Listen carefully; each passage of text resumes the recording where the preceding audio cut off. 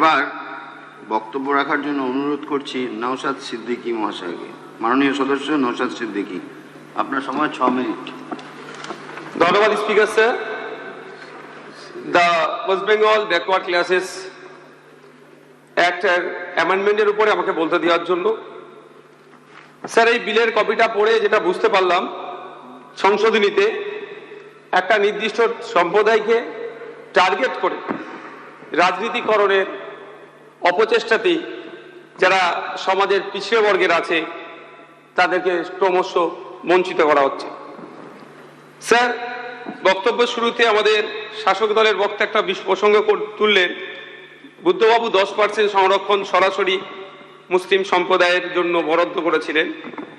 জানি না কোন পরিপ্রেক্ষিতে করেছিলেন বুদ্ধবাবু, তবে রঙ্গনাথ মিশ্র কমিশনের কথা আমরা জানি, যেটাকে national commission for religious and linguistic minorities NCRLM 2007-এ যে সুপারিশগুলো দিয়েছিল সেখানে সরাসরি বলেছিল সংখ্যালঘুদের জন্য 15% সরাসরি উচ্চ শিক্ষায় এবং চাকরিতে সংরক্ষণের।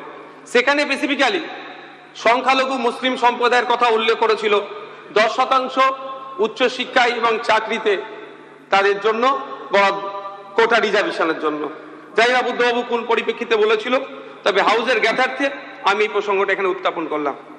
স্যার, আমি প্রথমেই এই বিলের বিরোধিতা করছি, কারণ এই বিলে আমরা দেখছি যে কোনো না কোনো জায়গায় এই সংরক্ষণের বিষয়টা নিয়ে যারা পিছড়ে বর্গের আছে, আদার ব্যাকওয়ার্ড ক্লাসেস ক্লাসের মধ্যে যারা পড়ছে, জাতি বৈষম্য বা হিংসা রূপ ধারণ করতে পারে।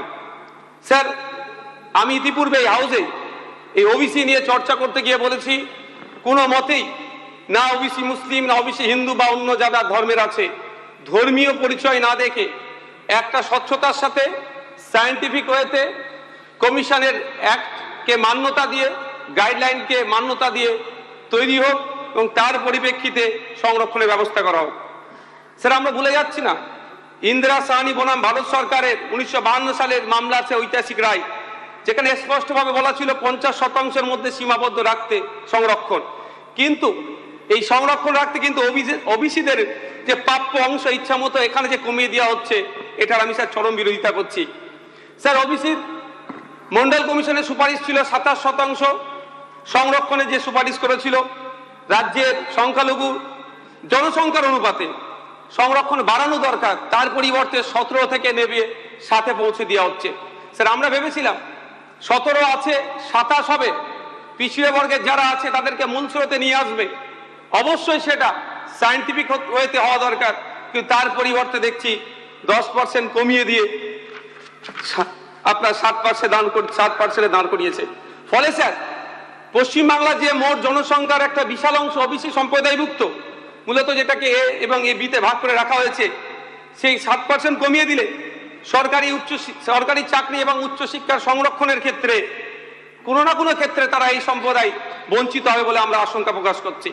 শুধু তাই নয় স্যার, মন্ডল কমিশনের যে সুপারিশগুলো ছিল সেটাকেও কোনো না কোনো জায়গা থেকে অবমাননা করা হচ্ছে।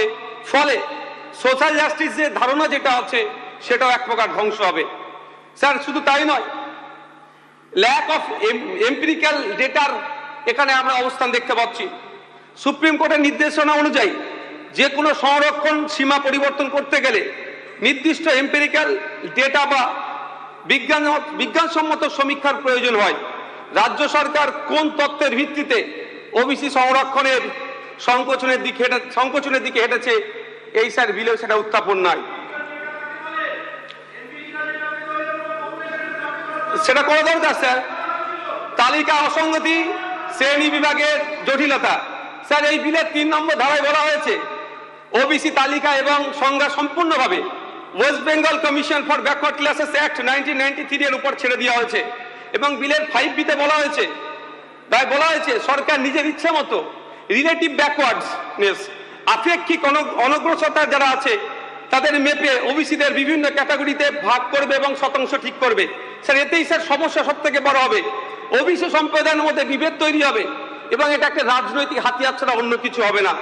কমিশন নিরপেক্ষতা বজায় না রাখলে, সরকার যদি রাজনৈতিক স্বার্থ চরিতার্থে ওবিসি ক্যাটাগরি করে তাদের সংরক্ষণের হার বারবার পরিবর্তন করে এবং তাতে কি হবে, সরকারি চাকরির ক্ষেত্রে নিয়োগের প্রক্রিয়াতে কিন্তু সম্পূর্ণ হবে না এবং আইনি চ্যালেঞ্জ হবে।